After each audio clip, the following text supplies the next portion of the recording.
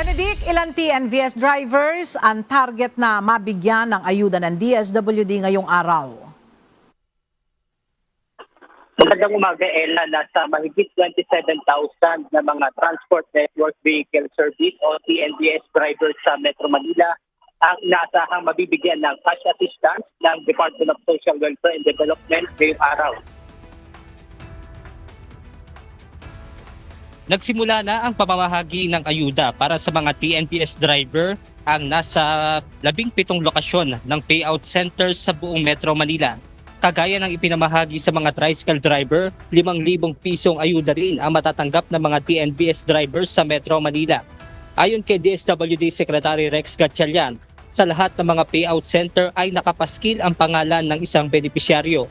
Mayroon na ring help desk sa bawat lugar kung saan magkakasama na ang ilang tauhan ng DSWD, Department of Transportation, Land Transportation, Franchising and Regulatory Board at Transport Network Company para umasiste sa mga driver na wala sa listahan. Tulad ng naranasan sa mga TODA, may inaasahan din ang DSWD ng mga driver na aapela na wala sa listahan. Ngunit giit ng kalihim, wag nang salain pa ng mga TNC ang driver na isasama sa kanilang listahan.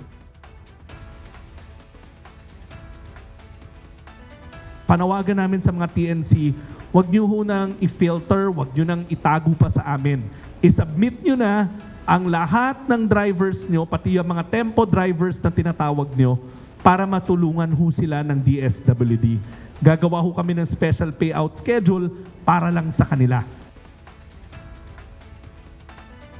Ella, panawagan din ni Secretary Gatchalian sa mga driver na wala sa listahan ay wag nila ibaling ang init ng ulo sa mga DSWD stops dahil wala naman anya itong kasalanan kung bakit wala sila sa listahan.